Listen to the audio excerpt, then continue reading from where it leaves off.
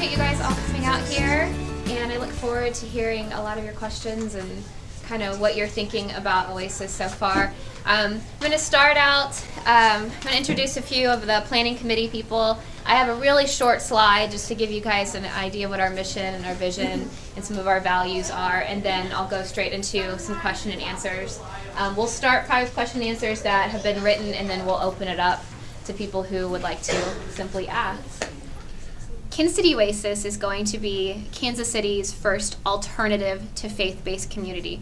This means that it is a place for those who desire the type of weekly community and seeing other people that church often provides, but they don't feel like they fit into church or they don't feel comfortable going to church. That Oasis is going to be the place for them.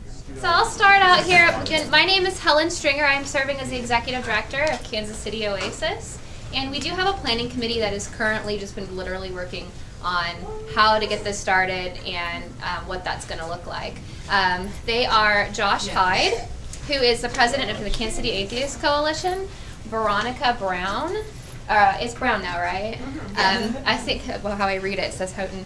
And she is our graphic designer, also does all of our web development stuff. And then we have Julie Cortez, who is doing a lot of our copywriting. And then Sarah Hargreaves is, I think she's still out there with a few of the kids. So she is president of Camp Quest and also started the Kansas City Oasis Coalition, or KC Oasis. So have I forgot anyone who's actually here? We have Joseph Hanratty. He couldn't make it today. He's helping with the children's programming, and so is Sarah, if I didn't mention that. They're going to be our children's directors.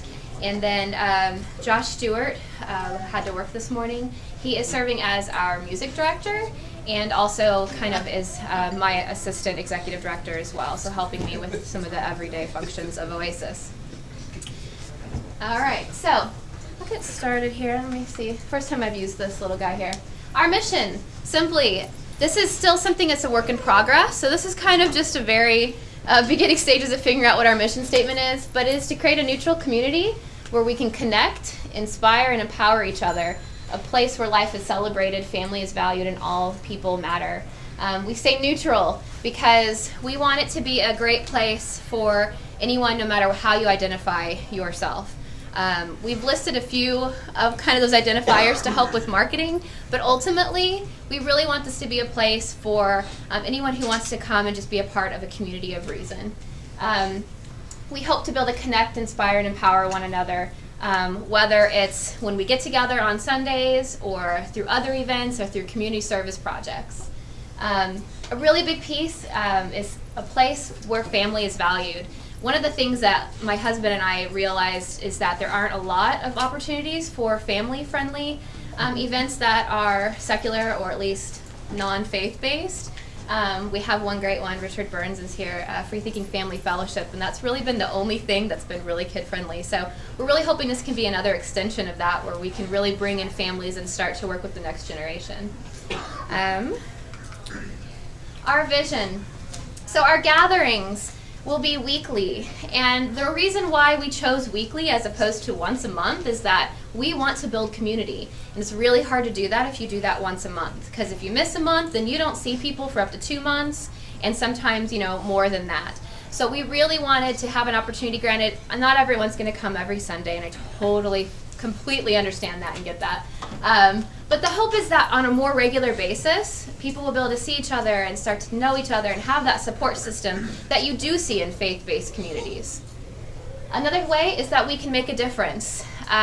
We can start to have an opportunity as an organization to serve, you know, Kansas City, to help the less fortunate, or any other type of, you know, nonprofit organization that we can reach out and actually, you know, help people. We just don't want it to be a Sunday gathering where we all sit around and entertain each other. We really want it to be something long-term, outside of the actual gathering itself. We also hope to, this is long-term vision, we don't have this yet, but to create opportunities for something like small groups. So in other words, opportunities throughout the month for people to get together who might have common interests, families, things like that. Or also, one of the things I'd really love to see pretty soon would be a secular AA. And there are a couple programs, but I just need someone who really wants to run with that, because that's a pretty big thing to kind of run. So that's not something that I think on our planning committee that we're capable of running quite yet. Children's and youth programs. You don't see a lot of non-faith-based children's and youth programs, so we are developing that, and there are a few things out there that we might use, and we'd welcome input on that as well, but we want to start to develop that along with Houston Oasis as well. They already have children's programs operating, and they just launched their youth programs. The Oasis Network, so I just said, Houston Oasis, they are a successful group that meets in Houston and is led by Mike Ouse, and he graduated out of the clergy project. He served as a pastor for 25 years in the Lutheran church, and then came to realize he no longer held his supernatural beliefs, and through a much longer story than that, he eventually developed Houston Oasis as a way to kind of develop a place where a community of reason rather than a community based on faith. And within that Oasis network, we think that there's a real potential that there could be other opportunities for other cities who would like to affiliate and have structure. Because when I started this, it was really hard because there's not much. I mean, within the last 2 years, we've had Sunday Assembly, which does monthly stuff, doesn't happen here in Kansas City yet. And then Oasis is actually what Harvard Humanists is using Houston Oasis as their example for communities like this. And so I thought that in and of itself spoke highly of what Mike was doing in Houston and their group. So our values, I'll try to be really brief with this. I know I'm already going long.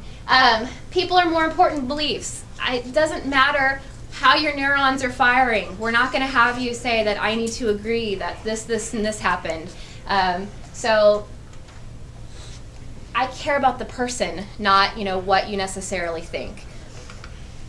Human hands solve human problems. You and I here, when we go and do service projects, it's you and I deciding to do this. It's not some type of, supernatural intervention or something that's, happening on some type of other level. It's you and I actually helping and, practically helping people when they need it most. Reality is known through reason. This means that a lot of the content that we will have, whether it be during our community moments or our speakers, will be that we'll have reason-based content. Now, this doesn't mean everything's going to be scientific and boring. I can assure you of that, because I don't want that to happen either. A lot of stuff can be really great. But if you know what a TED Talk is, so kind of like that, so if that makes sense to you. Otherwise, it's things that can be scientifically supported. Things that are not necessarily supernatural would be our content. But I still think things that have to do with human emotions, relationships, are also very relevant and things that we'd love to be able to talk about and have as content. Meaning comes from making a difference. I said that I didn't want us just always to get together on a Sunday and hang out, entertain each other, and that's it. Really want us to be characterized by how we give back to our community and the support we offer, not to just our community, like us, but also the greater community here in Kansas City and then the world. Like I said, labels are unimportant. We don't care whether you identify as agnostic, atheist, secular, whether you're just questioning. You can still be a Christian. I hope that someone who is of faith can sit through one of our gatherings and not be offended or insulted. That's a really big piece, and that's kind of how I put it to any potential speakers, that their content, I don't want someone to leave there feeling like they've been insulted. Now, obviously, we're still going to have that reason-based content, but that's something, that's kind of that measure piece that is very, very important. Another one is be accepting and be accepted in return. And I think this comes to where, all those labels can kind of get mixed up. And also labels are just so limiting to people. There's so much more to who we are as people than these little boxes that we like to put people in or put ourselves in, for that matter. And we want to make sure that ultimately, no matter how you identify or see yourself as, that this would be the measure. If you can be accepting and be accepted in return, then we are going to be successful as an organization. Unity in our values, charity in our differences. Just simply put, let's have unity in the things, these things that I've just shared with you, and then I have a feeling we're going to need lots of charity and just being accepting, agree to disagree on. There's whole kinds of things that we just don't understand in this world, and let's just have charity within that.